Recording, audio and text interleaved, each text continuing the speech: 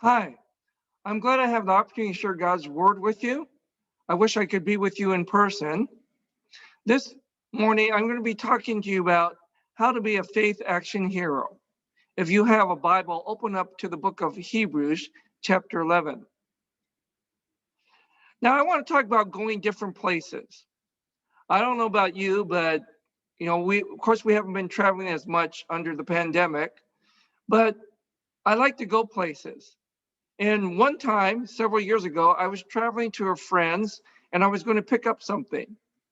Now, I don't know if you want to admit it or not. Have any of you ever got lost going to a place, especially a place that you haven't gone to that often? Well, actually, it was on a Sunday. I was going back from church and I was driving to this person's place, and somehow I was distracted. So, where I would usually get off on the freeway, I missed that. So, I ended up going to another exit. But even though I had gone off of that exit, I said, oh, I still know where that person's house is. And so I went around to where I thought the neighborhood was, but I found out that was the wrong street. And so I came back out of the neighborhood. I was still looking for the place. But in the meantime, my gas was also running low. I had the yellow warning light go on. So I was thinking, oh my goodness, I need to get some gas. So nearby, there was a gas station. And it wasn't the regular one I go to. So I'm like, well, I don't want to spend a lot. So I just put $5 in the tank. And meanwhile, as I'm filling up my tank, I'm looking in my car. I'm old school. I still have paper maps in my car. And I was trying to find the map for the area where I could find the street. Unfortunately, that was the only map I didn't have. And so I'm thinking in my mind, how in the world am I going to find out where I'm going? And then all of a sudden I realized, well, why don't I just call the person where I'm going and they will give me the directions onto their place. So I called the person and she told me this is the street that you go down to and this is where you turn and where you get to her place. And so after I filled up my gas, I got in my car and I went the direction the person was telling me. But then I was halfway down the street and then I thought, well, no, I think this is the wrong direction. So I did a U-turn and I started going back the other direction. And then as I was getting back to the intersection where I came from, then it dawned upon me, well, wouldn't the person that lives at the place and she knew where I was, where the gas station was, don't they really know where the place is? I should follow the directions. So then I turned around again, and then I headed in the direction the person had told me. And eventually, I made it to her place. Now, all that time, I was thinking, man, I could have saved myself a lot of trouble and hassle if I had just had with me, and this is before I had my smartphone, if I had just had my GPS. Now, a lot of you are wondering, well, what is your GPS? Because we know it stands for Global Positioning Satellite. And nowadays, a lot of people don't use this anymore, GPS. But actually, because we have smartphones. But when I realized and look at that, it is good to have something that tells you directions on where you need to go. And as we're going to be looking at this passage in Hebrews, Abraham was a man that was going to go to a place and he was going to get something that he was promised. He was directed by God and he needed a GPS. Now, what exactly was the GPS he used in his day? So GPS in Abraham's day, I call it's God-powered security. Having God-powered security. That God was going to lead and direct him to a place where he had not been before. And he needed to have faith and trust that where he was going was the right place. So I want to be sharing with you, actually it's a reminder to you about what faith is.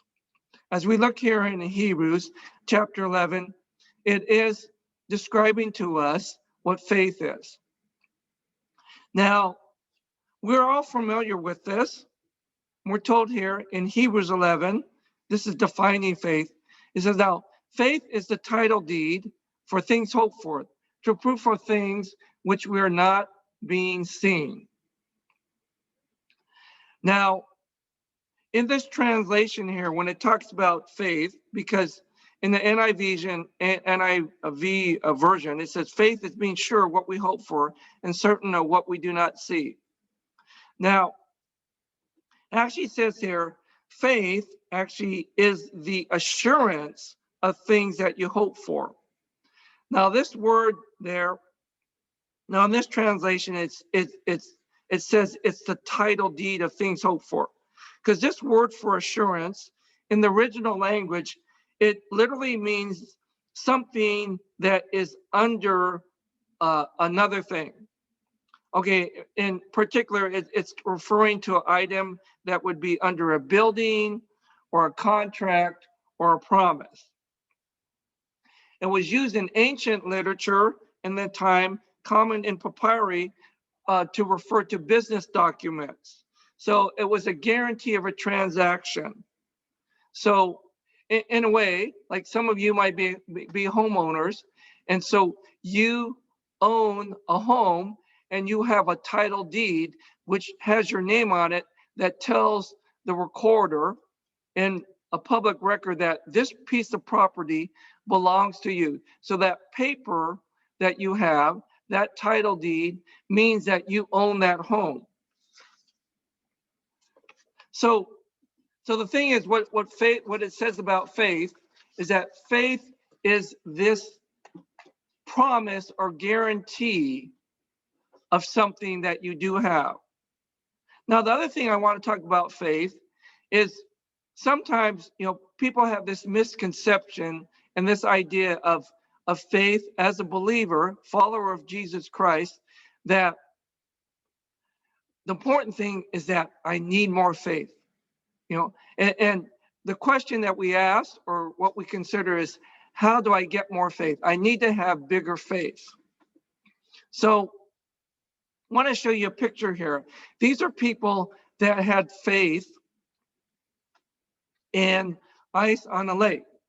Now, of course, this doesn't happen here. This is up in Wisconsin. People there, during the wintertime, they'll do ice fishing. And this happened during an ice fishing contest back in February. This was in 2012. There was a fishing tournament, and some people had driven their cars out onto the lake. And at the time, the ice was a foot thick. But eventually, the sun came out. The cars were parked closely together, and the ice cracked. And at least 50 cars went into water. Okay, 18 were completely submerged.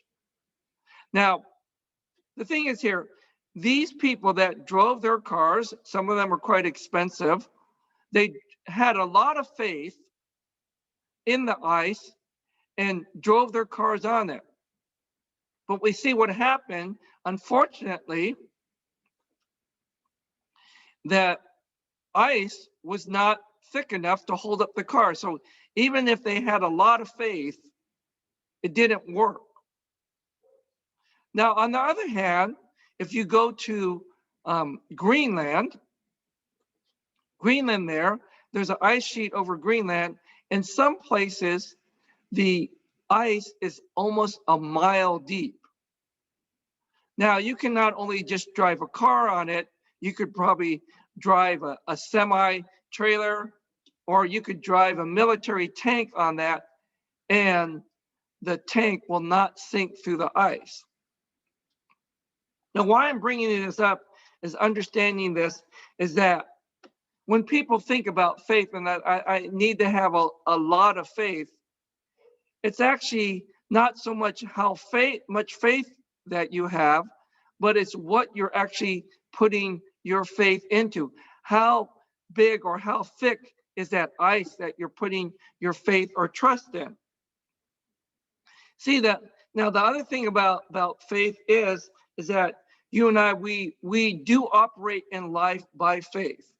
It's not just when you talk about things regarding spiritual items or about God. for example, like you and I, we'll put money in the bank. And so when you put money in the bank, you just trust that the money there is safe, and that whenever you go to an ATM, that if you need the money, you put your card in and that the money will come out. Or you and I, we may fly places. Many of us, we have family or relatives that are in Asia, so we'll get an airplane. But you and I, maybe we've never met the airline pilot. We don't know the condition of the airplane. We don't know mechanically what shape it's in, but we'll pay money, get into that airplane, and it will fly us to our destination. And we put faith or trust in that airplane, the airline, and the pilot that we will get to the destination safely. So the issue is, when you're talking about faith, it isn't so much how big your faith is, but the question is, how big is the God that you're putting your faith in? How, in your mind, in your thinking, in your understanding, how big is the God that you believe in? So I want to just remind you, it's not so much how much faith you have, but what you have placed your faith upon. And so in these times in our life now, what we have gone through over this past year, where we're now, and even what we're facing in the future, I want to encourage you to put your faith fully in Jesus Christ. As a reminder that our faith and trust, thank God that we have science, thank God that we have vaccines, thank God that we have good health, thank God that we have safety. But ultimately, for us being people of faith, living by faith, our trust is in Jesus Christ. Now, just one other reminder too about faith, living a life of faith, is reminding that living a life of faith means that you live a life that is pleasing to God. We live by faith because that's how we please God. We're told in Hebrews 11:5, by faith Enoch was not taken from this life so that he did not experience death. He could not be found because God had taken him away. For before he was taken, he was commended as one who pleased God. In verse 6, and without faith it's impossible to please God, because anyone who comes to him must believe that he exists and that he rewards those who earnestly seek him. So I want to remind you that living a life of faith, why we're called to live a life of faith, the example here of Enoch, it says that he actually did not experience life. It says because he walked, okay? He was one that walked with God, and he was commended as one who pleased God. And we're told that here in verse 6, if we do not have faith, trust in God, it's impossible to please him. And what it says here, living a life of faith, pleasing God, it says here, is seeking God. It says that God rewards those who seek him. So actually a reminder what it means to seek God. I want to encourage or remind you this time that, we have gone through difficulties. You and I, we've gone through challenges, and we've experienced pain, sorrow, difficulty, and even we don't know what the future will hold. And at this time, what is your and my security? What are we depending upon? I would encourage you to seek after God, which I mean is to pray. Trust God. See, oftentimes the challenge for you and I, oftentimes we as Asians, what we want to do is that we learn and we're trained to trust ourselves. We see our family as our security. We believe that we work hard, we study hard, we save our money, that we'll be fine. We have faith in ourselves to pull ourselves through. And, we call upon God for emergencies, but we also make sure that we have cash in the bank, that we have our emergency fund. So oftentimes we may be putting our faith and trust in our own resources, what we have, than fully trusting God. So I want to encourage you to live a life of faith, of trusting God. Now, what we see is Abraham, as a faith action hero, he is someone that trusted God. And in his faith, one of the things that we see as someone who was a hero of faith is that he went to new places. A person that is living by faith goes to new places. So what we see here, it says here, we're told here in verse 8, by faith, Abraham, when called to go to a place he would later receive as his inheritance, obeyed and went, even though he did not know where he was going. By faith, he made his home in a promised land, like a stranger in a foreign country. He lived in tents, as did Isaac and Jacob, who were heirs with him of the same promise.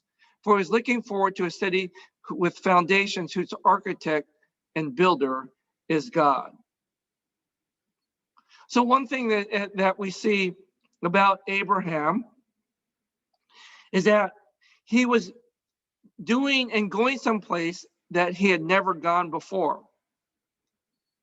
He literally was going to a land that he did not know about.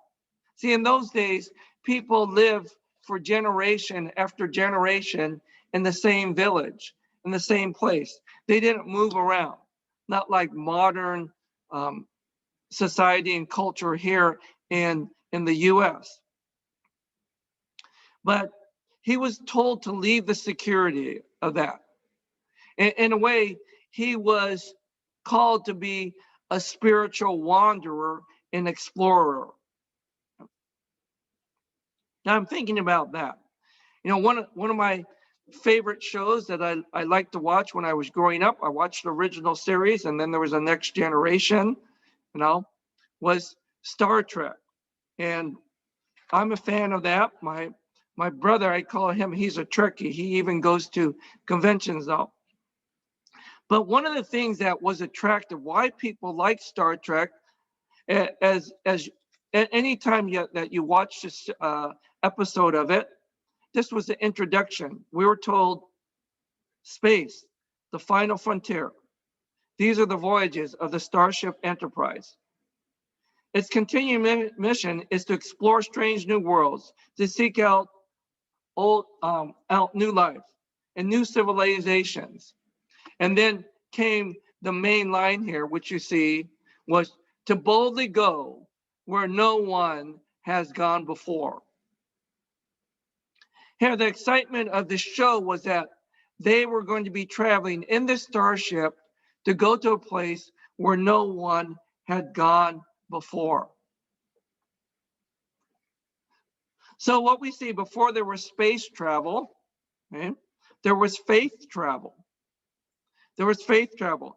And that's what we see Abraham doing. It says that Abraham, he didn't settle in any of the Canaanite towns. We see that he was living a mobile lifestyle. Of course, he didn't have a starship or RV or camper, but it says that he lived in a tent. He was a nomad. Okay? He didn't even own a piece of land. What we see in scripture is that the only piece of land that he did own was that when he bought a field for burial ground for his wife Sarah when she died. But it says here, actually, none of the patriarchs possessed land, neither Abraham nor Isaac or Jacob. Okay? It wasn't until 500 years later that when Joshua, that the Israelites, after they came out of Egypt, that they were able to conquer the land and settle in it. And so when it talks about being a hero of faith, in Abraham's example, he lived not determining or not saying that my priority is to have a permanent place here. And see, for many of us, though, that's how we might live or plan. We see what our security is. Some people can't wait for retirement, wait to have a peaceful life, that you can travel more, you don't have to go to work anymore. Or some of us, you might be looking as you're starting off in your life, you're a young adult, or you say, oh, I got a house. And then we want a permanent place to settle down. And we'll spend a majority of our time and our energy trying to, pay for rent or actually pay for mortgage on a place, a permanent space. But it says here, Abraham, how he lived, he was looking for a different place, a different permanent resident. Actually, here in verse 10, it says, he was looking forward to the city with foundations whose architect and builder is God. Now, understanding when it talks about cities in Abraham's time, that would be the highest standard of living. That would be the ideal place that you would want to be living, is you want to be living in a city. But it says here that he was looking for a different city. It said, whose foundation and architect and builder is God. So what actually was saying is that Abraham was looking towards eternity. He was looking towards heaven. See, some of our biggest concerns in life, some of our worries or stresses, or the things that I spend time in, have to do about things that are on earth and what I own. And I'm reminded here in what Jesus said. Jesus told us not to be troubled in John 14. Okay, John 14 verse 2 and follow 1 and following. He says, "Do not let your hearts be troubled. Trust in God. Trust also in me." He said, "In my Father's house are many rooms. If it were not so, I would not have told you. I'm going there to prepare a place for you." So Jesus says, in my Father's house, there are many rooms. There's places for you. And he says he's going to prepare a place for us. So our permanent place of residence, he's saying, is not here on this earth. And he goes on, he says, and I go to prepare a place for you. I will come back and take you with me, that you may also be where I am. The place where I'm going. See, a faith action hero is not troubled, doesn't fear the unknown, because he's confident that God knows the outcome and God has a place for him. Now, I want to share with you, this is a picture of some of my friends that I know. Actually, I used to be living up in San Jose, Silicon Valley, serving at a church there. And these are my friends. This is Justin Lychan and their daughter, Gracie. And Justin was a typical Asian American engineer. He worked for HP, and actually around in the early 2000s, experienced a downturn, and he was laid off from his work. And so he and his wife, they were considering what were they going to do next. And so they had time, and so he decided to attend with Youth with a Mission, their Crossroads Training School. That was for people that were older to consider get training for missions and just to go closer to God. And then later on, they had more time. They said, okay, we're going to attend the School of World Missions. And they felt God calling them to go to East Asia. So they decided to, literally, they sold their home, everything there, and packed up things and went over there to Asia to go and do church planting. And so they are people that I see had a pioneering spirit. Even though they were comfortable, they owned a home, they had a good a job, and they had family there, living there in the Bay Area. They said, you know what, we're picking up everything and going somewhere else. And they went to a place where there were few churches, and they went and planted and started some churches. So the thing is, when you think about living a life of faith, see, God calls you and I to adventure. God calls you and I to a task and a purpose. But are we too comfortable to be moved to another place? Are we saying, no, my roots are here. This is where I want to be. This is where I want to stay. Because God, like with Abraham, God said, Abraham, go to another place. I'm going to make you a great nation. And because Abraham was obedient, God fulfilled that promise.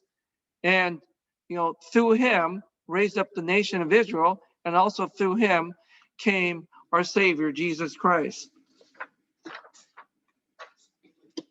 Now, the next thing that you'll see is understanding that not only does a person of faith, they go to new places, but they gamble on God's promises. They gamble on God's promises.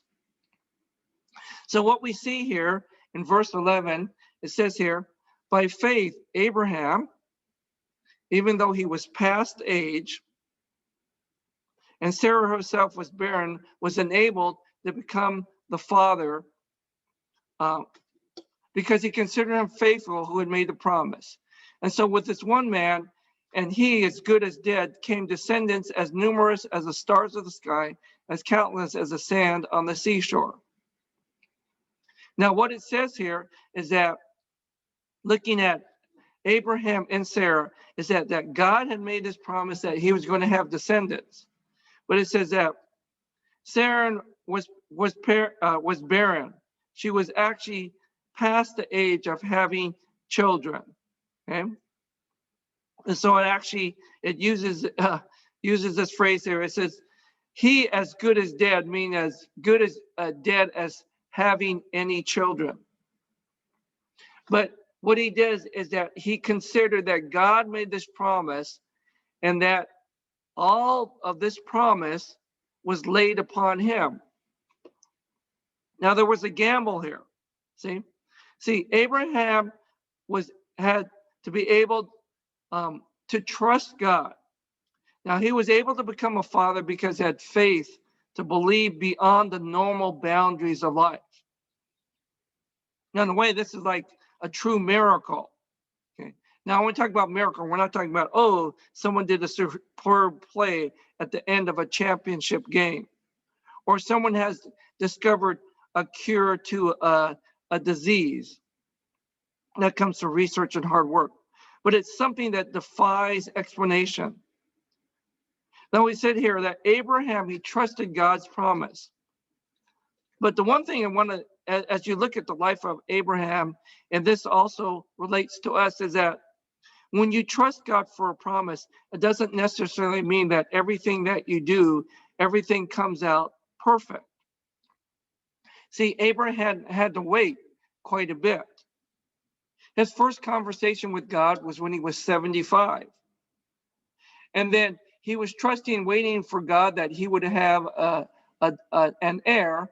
And so he actually, his wife Sarah said, well, the child's not coming. Maybe you should have a child through my maidservant. So through Hagar, his maidservant, he had Ishmael, and that was at age 86. So this was 10 years after the promise. But then it wasn't until 25 years after this promise, when Abraham was 100 and Sarah was 90, that Isaac was born. Now we see also Abraham, he wasn't so much a person of faith at times, because 2 times we see that there was a ruler where he was traveling. They wanted to take Sarah as their wife, and so Abraham said, oh, she's only my sister. Okay, and then he had made the mistake of having Ishmael. Okay, but God still used him. His faith was trusted even after Isaac was born, because God tested him, see if he would sacrifice him. See, oftentimes what God does in order to increase our faith, a person's faith, is he puts you or allows you to go through trials and difficulties. Sometimes suffering will stretch you. And I don't know about you and I, but during this last year, I do see that going through these difficulties, going through the trouble, going through uncertainty, it does test us. You look around and you will see, are there people that are still that I know? Are they still following the Lord? Are they still trusting him?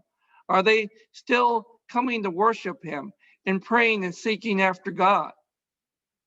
This is a challenging time, but it's a refining time. And so the thing is though, are you still trusting and believing in God through these difficulties? See, what it means to be an action hero. Now, when I talk about that, you know, I do like action movies and all. And you know, the thing for me, what I like about is that all the action, and you see the risk, and you see the you know, daring feats of your heroes. Okay? Now I'm kind of dated. You know, this is movie, you know, Shanghai New with the Jackie Chan. And he oftentimes would do his own stunts. But the thing is that you see him moving around, jumping off of buildings, you know, fighting off enemies. And there are many times where he's the only stunt person, but other times there are doubles, or many times when you're watching this, you and I don't see that there are wires, safety nets, there are other safety precautions that will help the actors there, so in case they might fall. But they're willing to take risks, even with that. The question for you and I is, what risks are you and I willing to take to be a person of faith? See, I know for you and I that we want safety, we want security, but there are actually dangers of living a life of faith. There are no guarantees that everything will work out right. Now, I want to ask you, what risks are you willing to gamble? What risks are you willing to take to live a life of faith? Actually, I want to share with you my own journey. So many years ago, I was serving at a church up in Northern California and been there for a while. And when my wife and I, we moved up there, we had one child. And then I served there for 9 years. And after 9 years, we had 2 more children. So there were 3 of us. And what I felt, this was I had been at the church for 9 years, but I felt God urging me in moving me in another direction. So I resigned from my church position in 2005, trusting that God was going to lead me to another ministry. And it wasn't easy because I was secure in that. I had salary, I had benefits, you know. But you know, I was like, I need to take care of my family, but I felt that God is leading me this way. My wife agreed. She said, Art, you know, we should be trusting God for another ministry. But you know what? It didn't go that smoothly.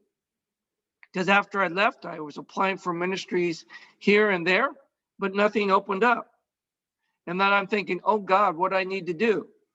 So my wife had to find a job being a nanny for someone, and I had to end up being a substitute teacher and trusting God that every day I would get a call in for a job so that I could earn money to pay rent and to put food on the table. So there was a lot of anxiety and fear. But you know, the reason why I went and did that, the reason because I was saying to myself, I don't want to be sitting on a rocking chair at 80 years old and saying, I wish I had taken an opportunity to do something for God. I didn't want to look back at my life and said, you know, I didn't want to do that because it was going to be risky. It was going to be dangerous.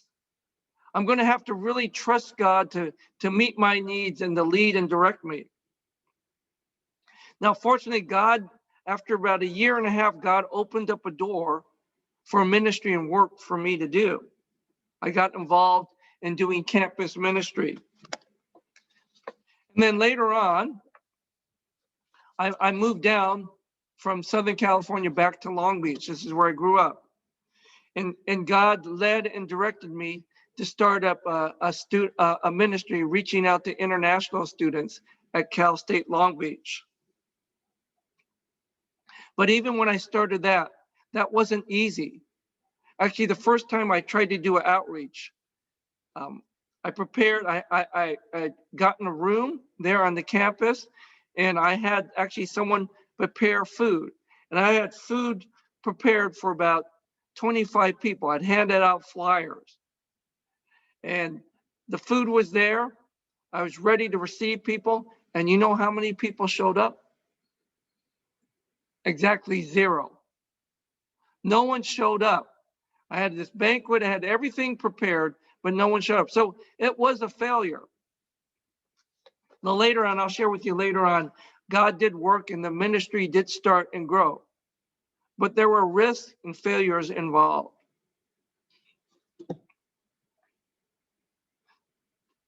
So the last thing I want to share with you as we end is understanding that a person, though, if you do take a step of faith, you do follow God. You say, I am going to trust and believe God. There is a reward. A person who follows God in faith gains eternal rewards. Eternal rewards. So what we're told here as we look here in Hebrews, so that these people that they were living by faith when they died, they did not receive the things promised, only saw them and welcomed them from a distance. And they admitted that they were aliens and strangers on earth. People who say such things show that they're looking for a country of their own. Okay, if they had been thinking of the country they had left, they would have had opportunity to return. Instead, they were longing for a better country, a heavenly one. Therefore, God is not ashamed to be called their God, for he has prepared a city for them. So what it's saying here is that these people of faith, what they did as they looked at their lives and they looked at what they were living for and their purposes. Actually, it says that they consider themselves as aliens and strangers on earth.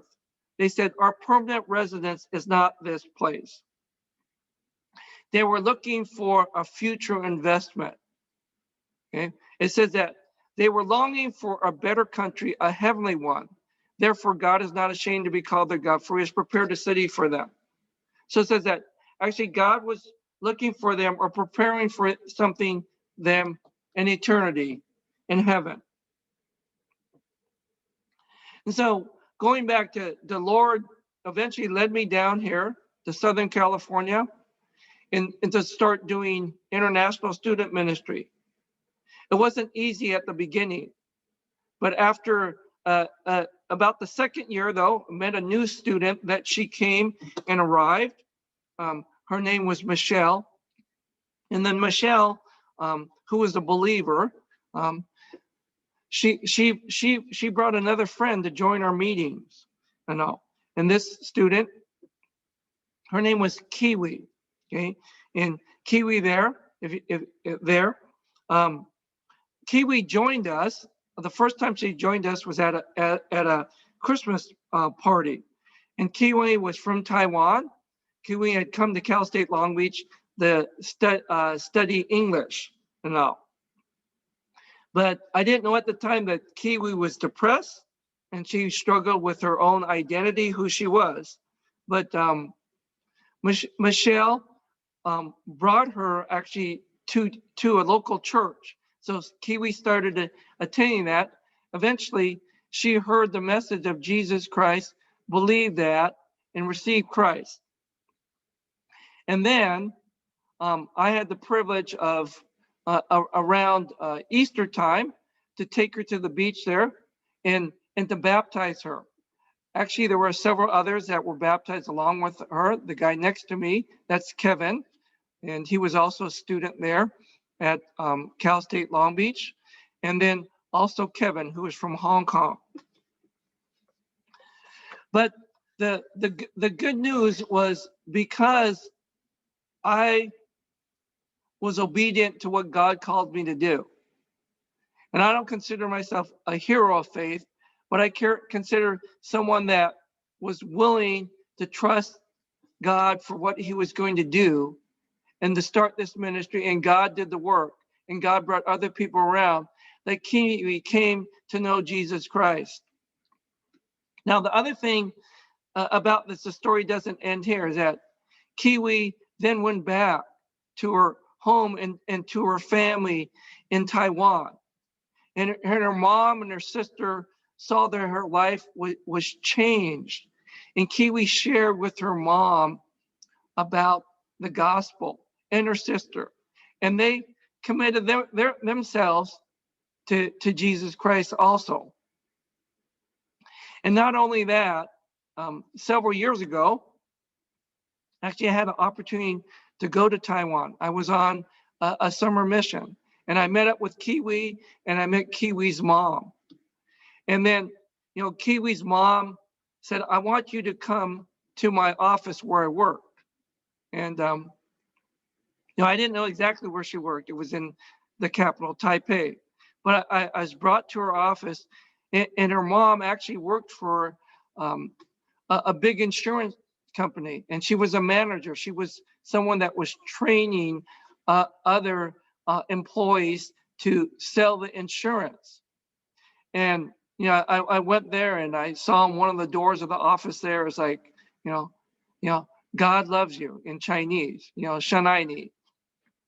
And she said, I want you to pray for me in my office, because every so often we'll have a luncheon here or dinner. We'll invite a pastor to come, and we want the people in our office to hear about Jesus and come to faith. So I'm just blessed and encouraged to share with you that story, because that's what God does when you're willing to take a step, risk of faith for him. See, the thing is in life, someone has said that, there are many gamblers for gold, but few gamblers for God. There are many gamblers for gold, but few gamblers for God. I want to invite you to take a risk for God, to take a step of faith. See, because you are going to be going where no man has gone before. What do you mean? Actually, all of us are on a journey in this life. And the place where you and I are going that no one else has been before is tomorrow, and next week, and next month, and next year. None of us have been there yet. But the God of eternity, he is there. He is not bound by time. And he invites you and I to step out in faith and to follow him and to trust him, so that you might accomplish and do things for him that would bring him glory, that would bring the good news of Jesus to others, to see people's lives and transformed and changed by the good news of Jesus. So, as I end, I want to ask you, as you go on your way, do you have your GPS with you? Will you be watching that and listening to it? Will you be listening to your God-powered security? Let's pray. God, we come before you. We recognize that you are God that is a God of faith. You are God that gives us promises, and that you are God that fulfills it, and that you are a big God. I do ask for those that are hearing this message today, God, that you would increase their faith in believing and seeing that you are a big God. And Lord, that you would give them courage, that you would help them to let go of the things of this world, Lord, to trust you, to step out in faith. And Lord, that they would gamble and that they would see you, Lord, do the work in the lives, in their lives and the lives of others as they trust you. I ask these things all in the name of your Son, Jesus. Amen.